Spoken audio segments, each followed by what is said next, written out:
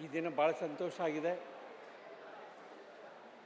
ಈ ಪ್ರಶಸ್ತಿ ಪ್ರದಾನ ಸಮಾರಂಭದ ಮತ್ತು ಕನ್ನಡ ನಾಡಿನ ಕಣ್ಮಣಿ ಎಸ್ ಬಂಗಾರಪ್ಪನವರ 92ನೇ ಜನ್ಮ ದಿನೋತ್ಸವದ ವೇದಿಕೆ ಮೇಲೆ ಉಪಸ್ಥಿತರಿರತಕ್ಕಂಥ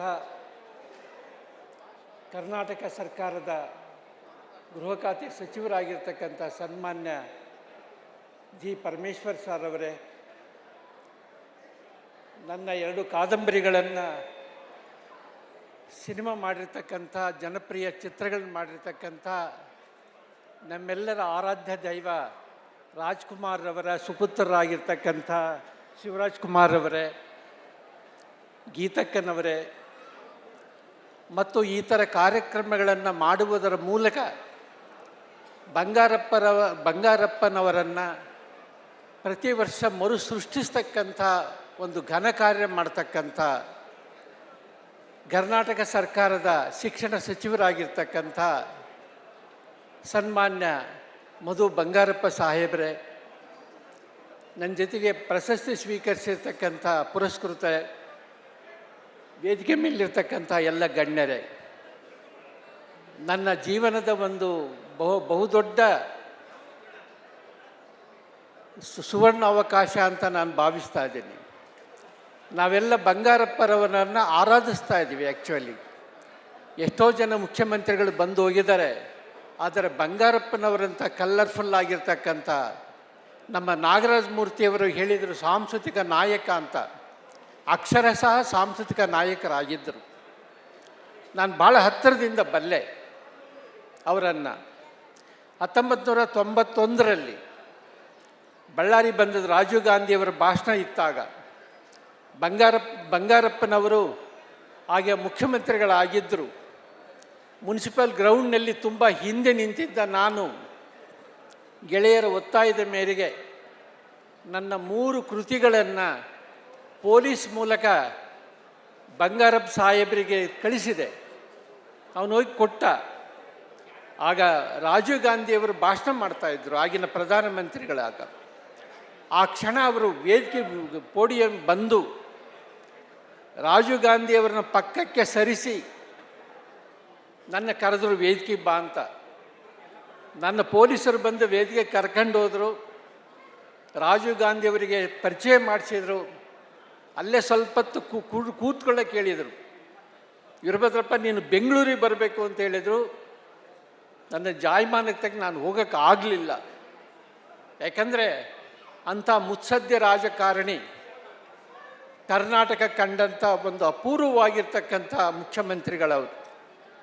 ನಾನು ಇಲ್ಲೇ ಇದೇ ಕುಬಟೂರು ಅಂತ ಇದೆ, ನಾನು ಹೋಗಿದ್ದೀನಿ ಅಲ್ಲಿ. ಅವ್ರು ಈಜಾಡ್ತಕ್ಕಂಥ ಕೆರೆಯನ್ನು ನೋಡಿದ್ದೀನಿ. ಈಜಾಡ್ತಿದ್ರು, 1.5 ತಾಸು ಕಾಲ ಈಜಾಡ್ತಾಯಿದ್ರು. ನಾನು ಇಲ್ಲಿ ಅನೇಕ ಮಹನೀಯರೆಲ್ಲ ಇದ್ದಾರೆ, ಅವ್ರ ಬಗ್ಗೆ ಒಂದು ಬಯೋಪಿಕ್ ಮಾಡಿದರೆ ಇನ್ನೂ ಚೆನ್ನಾಗಿರುತ್ತೆ ಅಂತ ನಾನು ತಿಳ್ಕೊಂಡಿದ್ದೀನಿ. ಯಾಕಂದರೆ ಭಾಳ ಕಲರ್ಫುಲ್ ಆಗಿರ್ತಕ್ಕಂಥ ರಾಜಕಾರಣಿಯವರು. ಬಡವರ ಪರವಾಗಿ, ರೈತರ ಪರವಾಗಿ, ಈಗ ಗ್ರಾಮೀಣ ಕೃಪಾ ಅಂತಕ್ಕಂಥ ಹೊಸ ಪರಿಕಲ್ಪನೆಯನ್ನು ಜಾರಿಗೆ ತಂದಂಥ ಒಬ್ಬ ಶ್ರೇಷ್ಠ ರಾಜಕಾರಣಿ. ಗ್ರಾಮೀಣ ಭಾರತದ ಪರವಾಗಿ ದುಡಿದಂಥ ಒಬ್ಬ ವ್ಯಕ್ತಿ ಅವರು.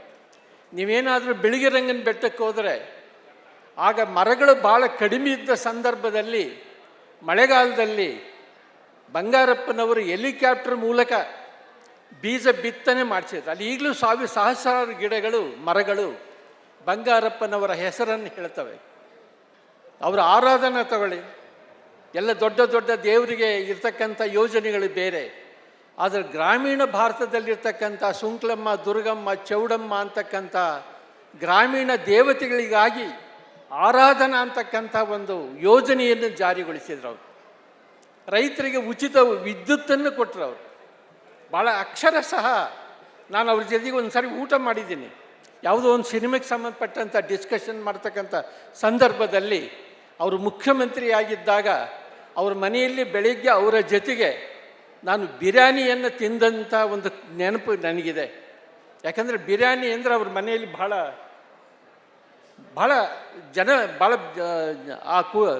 ವಿಶೇಷವಾಗಿರ್ತಕ್ಕಂಥ ಖಾದ್ಯ ಅಂದರೆ ಬಿರಿಯಾನಿ. ನಮ್ಮ ಮಧು ಬಂಗಾರಪ್ಪನವರು ಅಷ್ಟೇ ಎಲ್ಲೇ ಪತ್ರಕರ್ತರು ಎಲ್ಲೇ ಒಂದು ಪ್ರೆಸ್ ಮೀಟ್ ಮಾಡಲಿ, ಆ ಪತ್ರಕರ್ತರಿಗೆಲ್ಲ ಬಿರಿಯಾನಿಯನ್ನು ತರಿಸಿಕೊಡ್ತಕ್ಕಂಥ ಒಬ್ಬ ಅದ್ಭುತವಾಗಿರ್ತಕ್ಕಂಥ ಒಬ್ಬ ಸಜ್ಜನ ರಾಜಕಾರಣಿ. ಹೀಗೆ ಭಾಳ ಸಂತೋಷ ಆಗ್ತಾ ಇದೆ. ನನಗೆ ಈ ಪ್ರಶಸ್ತಿ ಬಂದಿರತಕ್ಕಂಥದ್ದು ನನ್ನ ಜೀವನದ ಒಂದು ಸೌಭಾಗ್ಯ ಅಂತ ತಿಳ್ಕೊಂಡಿದ್ದೀನಿ. ಈ ಪ್ರಶಸ್ತಿಗೆ ಕಾರಣರಾಗಿರ್ತಕ್ಕಂಥ ನನ್ನ ಸನ್ಮಿತ್ರ ನಾಗರಾಜ ಮೂರ್ತಿಯವರಿಗೆ ಹಾಗೂ ಬಂಗಾರಪ್ಪನವರ ಟ್ರಸ್ಟ್ ಎಲ್ಲ ಪದಾಧಿಕಾರಿಗಳ ನಾನು ಚಿರಋಣಿ ಆಗಿದ್ದೀನಿ ಅನ್ನೋ ಮಾತನ್ನು ಹೇಳ್ತಾ, ಭಾಳ ನನಗೇನು ಇಲ್ಲಿ ಈ ಕಡೆಗೆ ಸಾಗರ್ ಕಡೆಗೆ ಹೋಗ್ತಕ್ಕಂಥ ಸಂದರ್ಭದಲ್ಲಿ ಬಂಗಾರಪ್ಪನವರ ಸಮಾಧಿಗೆ ನಾನು ನಮಸ್ಕಾರ ಮಾಡಿ ನಾನು ಮುಂದೆ ಹೋದ ಎಷ್ಟೋ ಸಾರಿ ಹೋಗಿದ್ದೀನಿ. ಆದರೆ ಇವತ್ತು ನೋಡ್ತೀನಿ, ಅತ್ಯಂತ ಪ್ರೇಕ್ಷಣೀಯ ಸ್ಥಳವನ್ನಾಗಿ ಮಾಡಿದಿರಿ. ಆದ್ದರಿಂದ ಅದು ಕಾರಣಕರ್ತರಾಗಿರ್ತಕ್ಕಂಥ ಮಧು ಬಂಗಾರಪ್ಪ ಸಾಹೇಬ್ರಿಗೆ ನಾನು ಈ ಸಂದರ್ಭದಲ್ಲಿ ಧನ್ಯವಾದಗಳನ್ನು ಹೇಳ್ತಾ ಇದ್ದೀನಿ. ಭಾಳ ಸಂತೋಷ ಆಗಿದೆ. ಇಷ್ಟು ಜನ ಅಸಂಖ್ಯಾತ ಜನರು ನೆರೆದಿರ್ತಕ್ಕಂಥ ಫಂಕ್ಷನ್ ಏನಿದೆ, ಇಲ್ಲಿ ಬಂಗಾರಪ್ಪನವರು ನಿರ್ಗಮಿಸಿಲ್ಲ, ಅವರು ಅಗೋಚರವಾಗಿ ನಮ್ಮ ಜೊತೆಗೆ ಇದ್ದಾರೆ ಅಂತ ಮಾತನ್ನು ನಾನು ಸ್ಮರಿಸ್ತಾ ಇದ್ದೀನಿ. ಭಾಳ ಸಂತೋಷ ಆಗಿದೆ.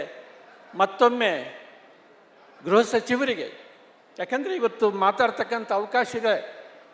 ನಮಗೆಲ್ಲ ಬೆದರಿಕೆ ಪತ್ರಗಳು ಬಂದು ಸುಮಾರು 62 ಜನ ಲೇಖಕರಿಗೆ, ಎಡಪಂಥೀಯ ಜನಪರವಾಗಿರ್ತಕ್ಕಂಥ ಲೇಖಕರಿಗೆ, ಈ ಯಾರು ವಿಶ್ವ ಹಿಂದೂ ಪರಿಷತ್ತಿನವರು ಬೆದರಿಕೆ ಪತ್ರಗಳನ್ನು ಬರೆದರು. ನನಗೆ ಸುಮಾರು 22 ಪತ್ರಗಳನ್ನು ಬರೆದರು, ನಿನ್ನ ಕೊಲ್ತೀವಿ ಅಂತ. ಆದರೆ ನಮ್ಮ ಪರಮೇಶ್ವರ ಸಾಹೇಬರು ಅಧಿಕಾರಕ್ಕೆ ಬಂದ ಕೂಡಲೇ ಆ ಬೆದರಿಕೆ ಪತ್ರ ಬರಿತಾ ಇದ್ದಂಥ ವ್ಯಕ್ತಿಯನ್ನು, ಶಿವಾಜಿರಾವ್ ಅಂತಕ್ಕಂಥ ವ್ಯಕ್ತಿಯನ್ನು ಅರೆಸ್ಟ್ ಮಾಡಿದ ದೊಡ್ಡ ಮನುಷ್ಯರವರು. ಆಮೇಲೆ ನಾನು ಹೇಳ್ತೀನಿ, ಇವತ್ತು ಹೇಳ್ತಾ ಇದ್ದಾರೆ ಮಠಾಧೀಶರು ಜಾತಿ ಗಣತಿ ಬೇಡ ಅಂತ ಹೇಳ್ತಾ ಇದ್ದಾರೆ ಒಂದು ಮಠದಲ್ಲಿ ಇದ್ಕೊಂಡು. ಆ ಮಠ ಯಾರ್ದು ಅಂದರೆ ನಮ್ಮ ಹಿಂದುಳಿದ ಸಮುದಾಯಗಳು ಸೇರಿದಂಥ ಮಠಗಳವೆಲ್ಲ. ಉಡುಪಿಯ ಮಠ ಏನಿದೆ ಅದು ಕುರುಬರ ಮಠ. ಇದು ಆದ ಕಾರಣ ಅಲ್ಲಿ ಕೂತಿರ್ತಕ್ಕಂಥ ಒಬ್ಬ ಪರಾವಲಂಬಿ ಸ್ವಾಮೀಜಿಯವರು ಜಾತಿ ಗಣತಿ ಬೇಡ ಅಂತ ಹೇಳ್ತಾ ಇದ್ದಾರೆ. ನಮ್ಮ ಸರ್ಕಾರ ನಿರ್ದಾಕ್ಷಿಣ್ಯವಾಗಿ ಅದನ್ನು ಖಂಡಿಸ್ತಕ್ಕಂಥ ಕೆಲಸವನ್ನು ಮಾಡಬೇಕು. ಹಾಗೆ ಇಂಥ ಅನೇಕ ಇಲ್ಲಿ ನನ್ನ ಭಾಷಣ ಬಂದ್ ಮಾಡಿ ಅಂತ ಹೇಳಕ್ಕೆ ನಮ್ಮ ನಾಗರಾಜ ಮೂರ್ತಿಯವರು ನಿಂತಿದ್ದಾರೆ. ಸಂತೋಷ ಆಗಿದೆ.